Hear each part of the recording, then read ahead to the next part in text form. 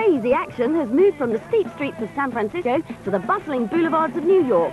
Players can choose to tackle the huge Around Apple map, which allows you to cross the Hudson River to the New York suburbs, or the compact Small Apple cityscape, which is based in the center of town.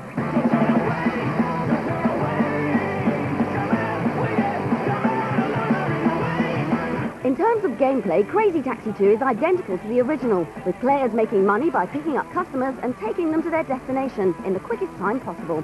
However, the job's much tougher this time round, as the busy New York streets have more traffic to avoid and narrower streets to wind down.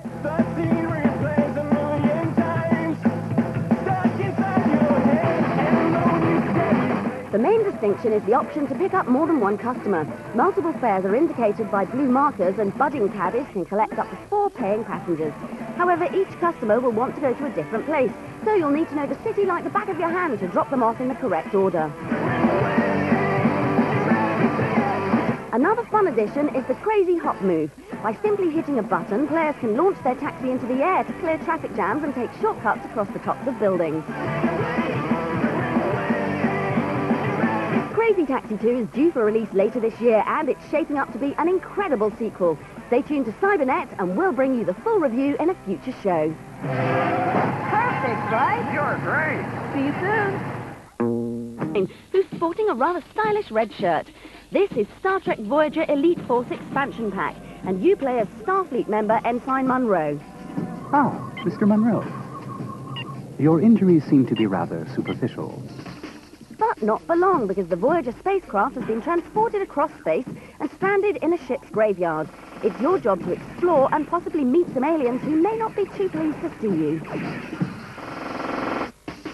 You must take on some fierce adversaries, including everybody's favourite, the Borg, whom you must battle in intense single-player and multiplayer combat missions. There's also time to relax with a game of cards, but no cheating. The environments have actually been modelled from the sets used in the TV series. Add to this sound effects from Paramount's audio library, and you have the complete Star Trek Voyager package. The multiplayer option, which includes capture the flag style missions and team play, is slightly disappointing, as it isn't as detailed as the single player mode. But with the Quake engine, this expansion pack looks and plays superbly. Were it not for repetitive gameplay, it could have been a winner. Isn't that right, 7 of 9? I must commend you on your tactical analysis of our situation earlier. It is rare that I find myself in agreement with other members of the crew in these situations. Thank you. Released a while ago, but still an underrated gem, Perfect Dark is at 10. Mario and pals smash in at number 9 with the courtside capers of Mario Tennis. The golden oldie WCW vs NWO World Tour re-enters the chart at a surprising number 8. Whilst the funny fuzzballs from Pokemon Stadium are still battling it out in 7th place. At 6, the terribly complicated but incredibly satisfying Legend of Zelda Majora's Mask. And at 5, nobody does it better than Bond in The World Is Not Enough. More Pocket Monster mayhem on the big console with Pokemon Snap. That's at number 4. In 3rd place, some hairy action strictly for adults. It's Conker's Bad Fur Day. And yet more sweaty fellas in tights at number 2. There really is no mercy in WWF, is there? But top of the lot is a big 8 with a bird in his backpack. Banjo-Tooie is this week's number 1.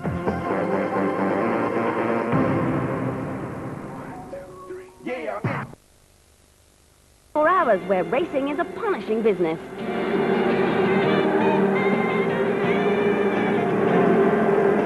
So to alleviate your driving woes, we have a cheat that will reward you with something really special. Open the championship mode and enter your name as Monster. That's M-O-N-S-T and A.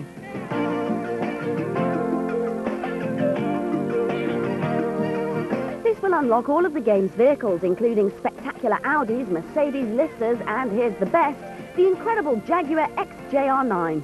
We liked it so much, we took it for a spin. You may have to drive for days, but who cares when you're in a car that looks so cool?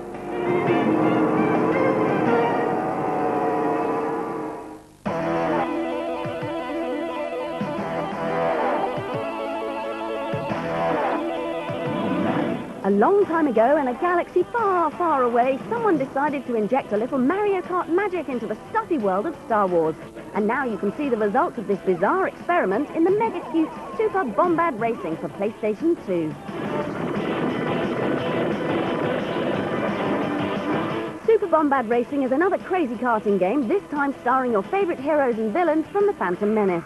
Each racer's head has been pumped up to hilarious proportions, giving the whole game a comedy edge unseen in other Star Wars console titles. The races are set on all the beautiful worlds from the Star Wars universe, from the swamps of Naboo to the grand city of Theed.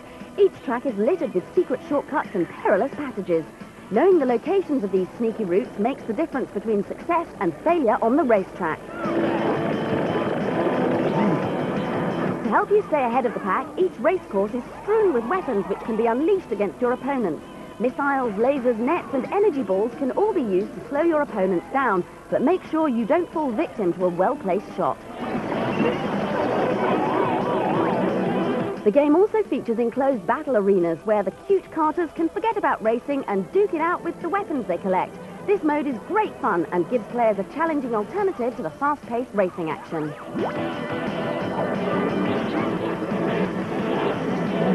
Super Bombad Racing is hampered by some confusing corners and camera angles, but it's still one of the most amusing races on the PS2. The courses are well designed and the cute characters are guaranteed to melt your heart. As Darth Vader might say, most impressive. Place is the Internet Movie Database.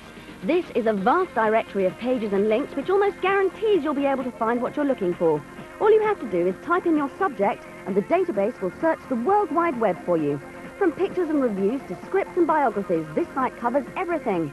Best of all is the Thugs on Film section. Here's their review of Crouching Tiger, Hidden Dragon. Set in the olden days in China and starring the fabulous Michelle Yeoh and Hong Kong superstar Chow Yun-fat. Who could do with someone to look at his teeth? Hasn't he had a toothpaste? One of the best classic film sites is franklymydear.com, and yes, it's all about Gone with the Wind. Here you can check out timelines detailing the film's production schedule, or take a virtual tour of the house in which the late Margaret Mitchell wrote the original manuscript. There's even a version of the film had it been written by Quentin Tarantino. Oh, and do you recognise this music?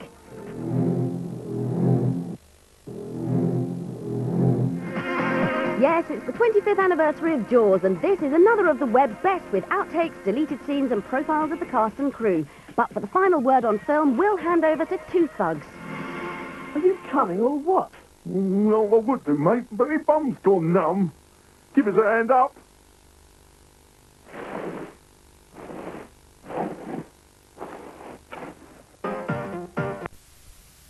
Microsoft Train Simulator for the PC. This beautifully crafted sim allows novice engineers to work the controls or simply enjoy the ride as they travel tracks in Europe, Japan and the United States. Barreling down the tracks in a steam, electric or diesel locomotive, engineers must learn the basic workings of a railroad, keeping timetables, coupling and uncoupling cars and signalling other trains. Realism is at an optimum, and the designers of this adventure spared no expense depicting the sights and sounds of the rail yard. Realism comes in kind of two areas. Firstly, there's the whole physics and behaviour of the trains, and then secondly, there's the environment that we're driving the trains through. So in terms of the environment, we've got about 600 miles of linear track, and that track has been built just using real cab video and then watching the video, building what we see on the video. It's accurate down to the tree. Every bridge, every building, every parked car practically has been built in the game. If you don't like the built-in landscapes, map your own course. Tracks and buildings can easily be moved to create the most challenging journey, and by using the various driving aids, you'll be ahead of schedule, getting your passengers safely to their next destination. Microsoft certainly has a smashing pedigree, as flight simulators become the industry standard by which sims are judged, and we feel that Microsoft Train Simulator won't disappoint die-hard rail enthusiasts. But stay on track, we wouldn't want you to go up in smoke. eye-catching performance from the N64, despite it boasting some of the best games ever. But it looks as if Nintendo's fortunes are changing, because at this year's E3 in Los Angeles, there was just one word on everybody's lips. Gamecube. Presented to a rabid crowd of international journalists, Gamecube caused a storm with a plethora of playable titles, leaving grown men whooping with excitement. Refreshingly, Nintendo played down the sophistication of the hardware and let their software do the talking. I'm not going to talk about how many polygons we're going to push or what the technical RAM or ROM capacity is, because we believe it's not about the technical capacity, it's about the end gaming result. Nintendo won't talk about what goes into the box, we'll talk about what comes out of the box, because at the end of the day, that's what's important to the end consumer. However, one aspect of the hardware that was up for discussion was the GameCube controller. Criticised by some for lacking innovation, Nintendo responded by simply asking people to try it. Once people pick it up, they'll feel that they're almost born with it attached to their hands. It's so comfortable to play with.